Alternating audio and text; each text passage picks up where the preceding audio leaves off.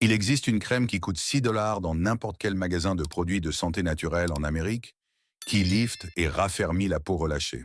La lente descente gravitationnelle du visage, le contour de la mâchoire qui a perdu sa définition, les joues qui ont perdu leur maintien, la peau qui ne conserve plus la position qu'elle avait il y a 10 ans, tout cela peut être traité sans aiguille, sans laser et sans un seul rendez-vous en clinique.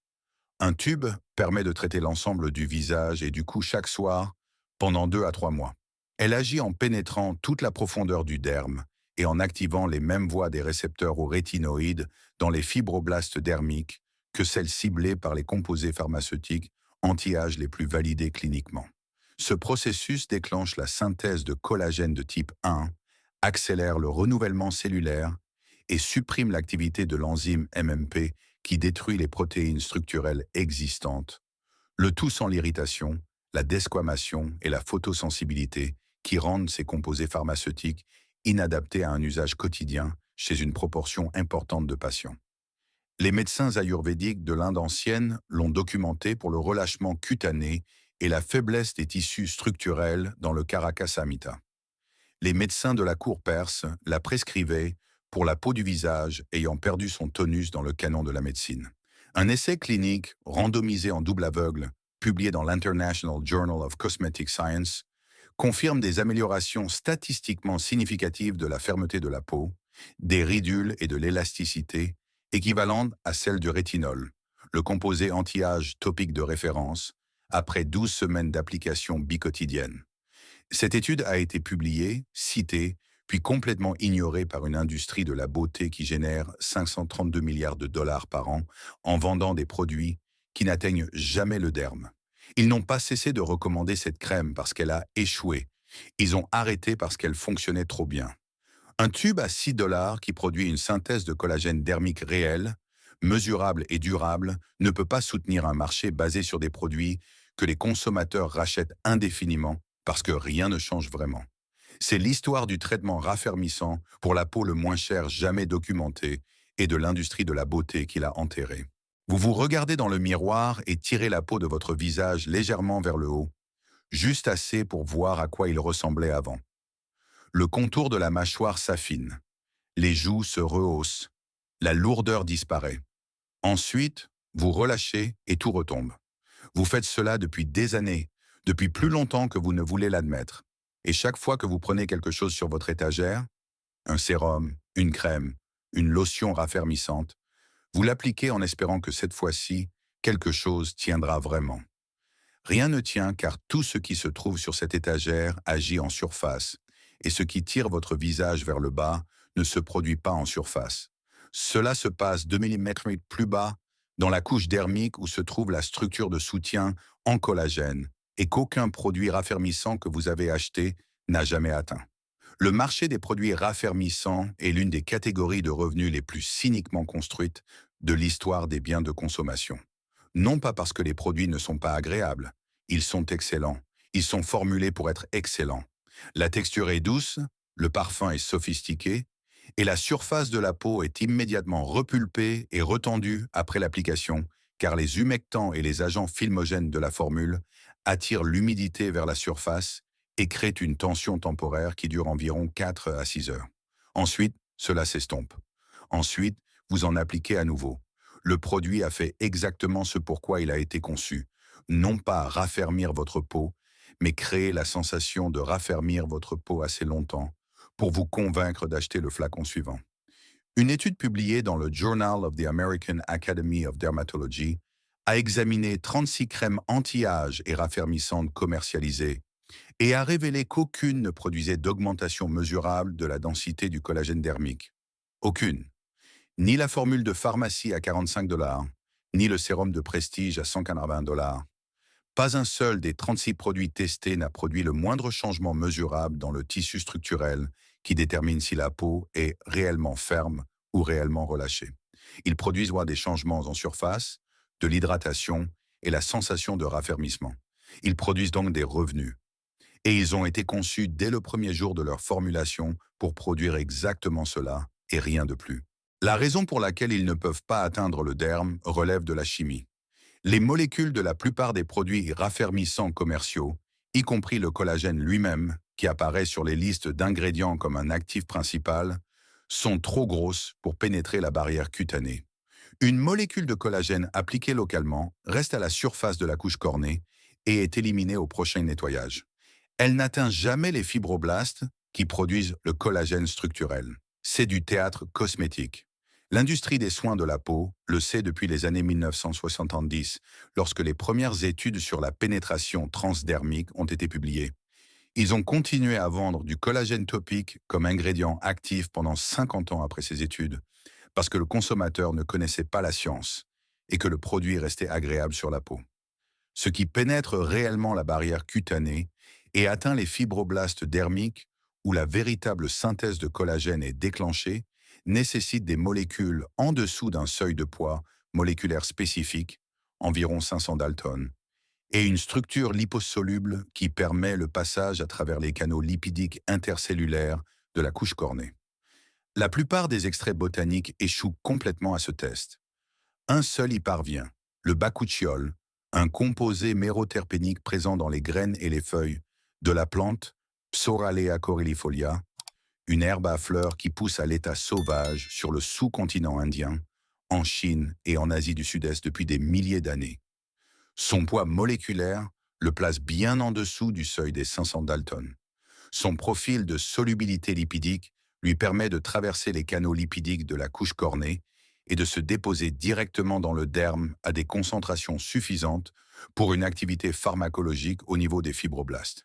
Et une fois qu'il atteint le derme, ce qu'il y fait est la raison précise pour laquelle l'industrie de la beauté l'a enterré.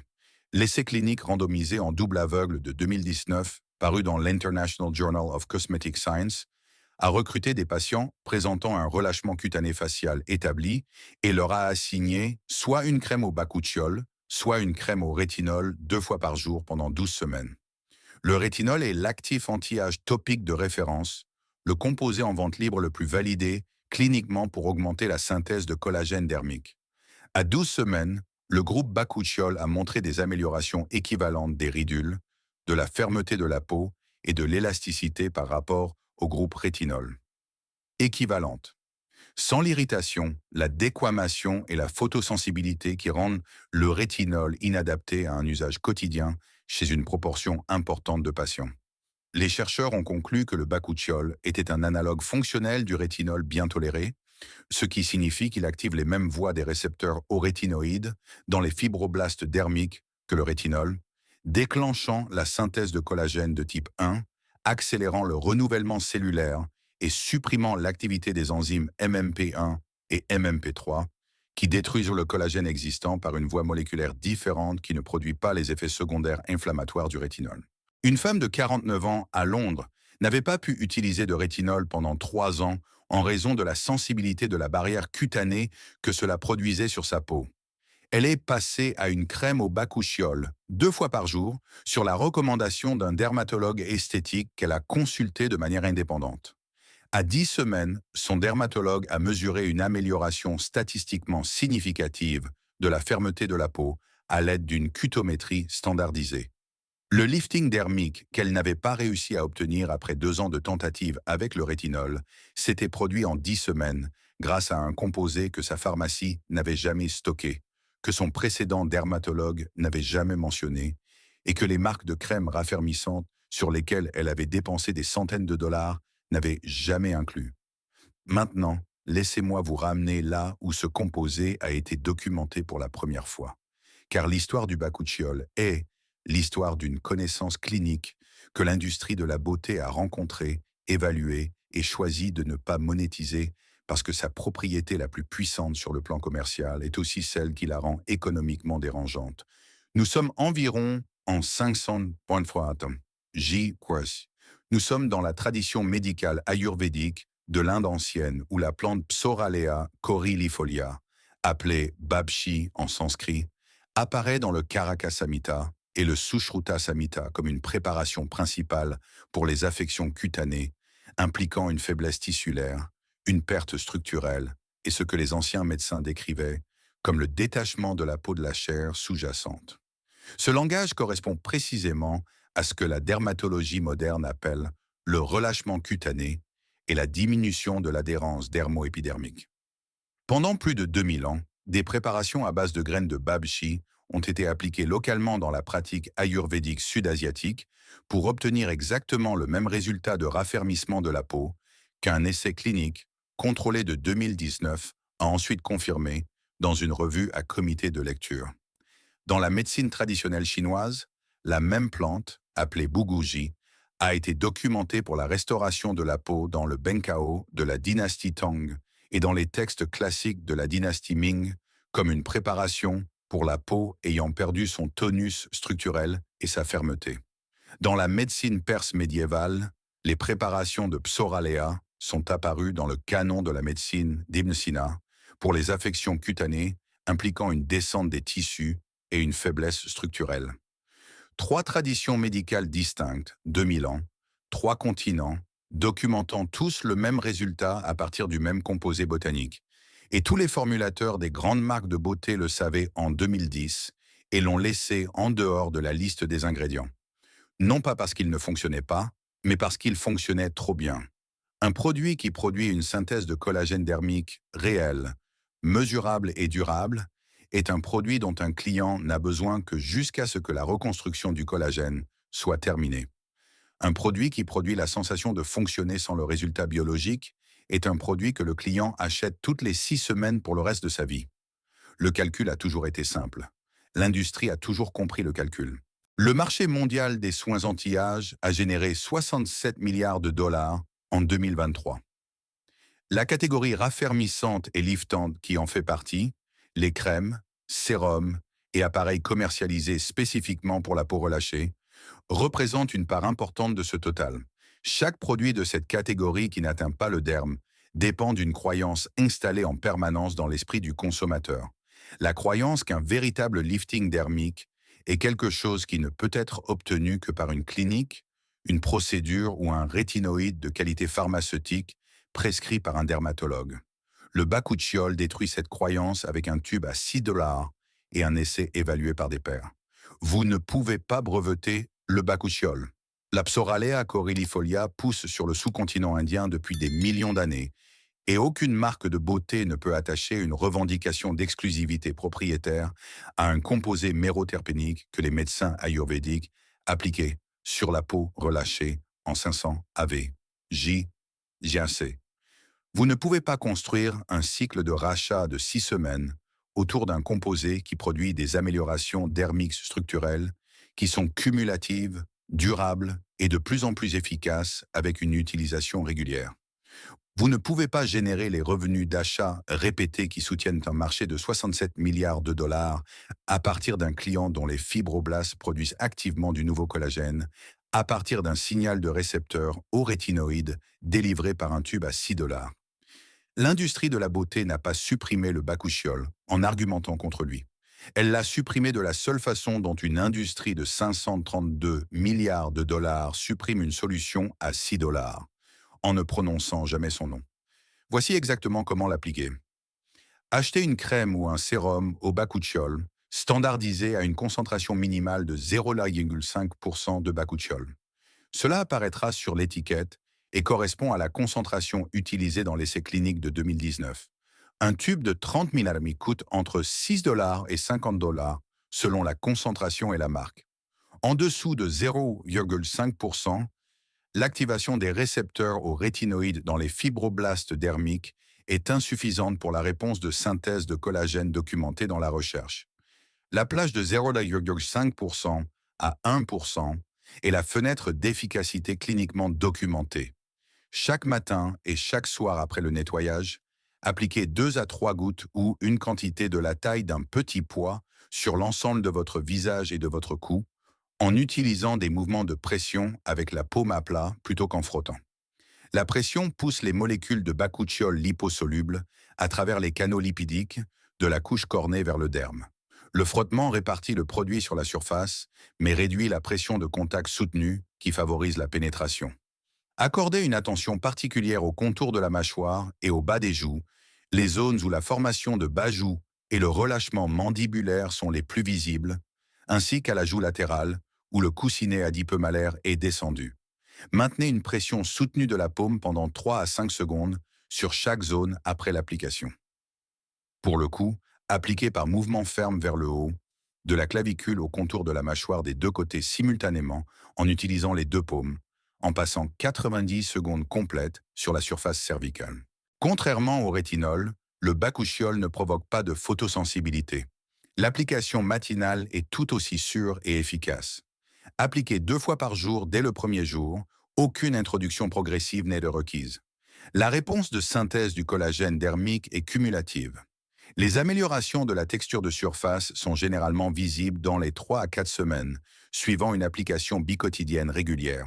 Une fermeté mesurable et un effet liftant visible du contour inférieur du visage deviennent apparents entre 8 et 12 semaines. Pour des bajous installés et un relâchement mandibulaire significatif présent depuis plus de 3 ans, prévoyez 16 semaines complètes d'application biquotidienne régulière pour une évaluation finale. Un relâchement profondément installé représente des années de déficit cumulé en collagène et la reconstruction progresse au rythme de la biologie dermique. Une femme de 56 ans à Paris utilisait un sérum raffermissant à 95 $ 2 fois par jour depuis 2 ans, sans aucun changement mesurable de la fermeté réelle de sa peau lors d'une évaluation clinique standardisée. Après être passée à une crème au bakuchiol à 1% à la même fréquence biquotidienne, son dermatologue a documenté, lors d'un suivi à 12 semaines, une amélioration mesurable de l'élasticité de la peau, évaluée par cutométrie, et une amélioration visible de la définition du contour mandibulaire que ces 2 années de sérum coûteux n'avaient pas produite. Le sérum avait hydraté sa couche cornée, le bakuchiol avait communiqué avec ses fibroblastes, le Caracas Samhita a documenté les effets du Babchi sur le relâchement cutané il y a 2500 ans. Ibn Sina l'a confirmé au XIe siècle. Les médecins de la dynastie Tang l'ont documenté pour la restauration structurelle de la peau en Chine des siècles avant l'existence de la première marque de beauté. Et un essai clinique en double aveugle, publié dans une revue internationale de dermatologie à comité de lecture en 2019, a confirmé qu'il était équivalent à l'actif anti-âge topique de référence, avec des résultats mesurés, standardisés et statistiquement significatifs, que tout formulateur cosmétique lisant ceci peut vérifier dès maintenant. Chaque observation faite sur 2500 ans et à travers 3 traditions médicales distinctes était correcte. La plante Psoralea coryllifolia n'a jamais été reformulée. Les voies des récepteurs aux rétinoïdes dans vos fibroblastes dermiques n'ont jamais cessé de répondre au bakuchiol. Ils n'y ont simplement jamais été exposés car l'industrie de la beauté a décidé que la dépendance de votre peau à des produits qui n'atteignent pas le derme valait 532 milliards de dollars par an. Le tube à 6 $ est sur l'étagère. Il a toujours été sur l'étagère. Si cette histoire a changé votre façon de voir les produits sur votre coiffeuse, n'hésitez pas à vous abonner et à aimer cette vidéo. Nous dévoilons la science et l'histoire que l'industrie a tenté de garder cachées. Aidez-nous à diffuser ces connaissances en les partageant avec tous ceux qui cherchent encore une solution qui tient vraiment ses promesses. La prochaine chambre forte de protocole dissimulé s'ouvrira bientôt, et ce qu'elle contient est encore plus révolutionnaire. Abonnez-vous dès maintenant pour être sûr de ne pas la manquer.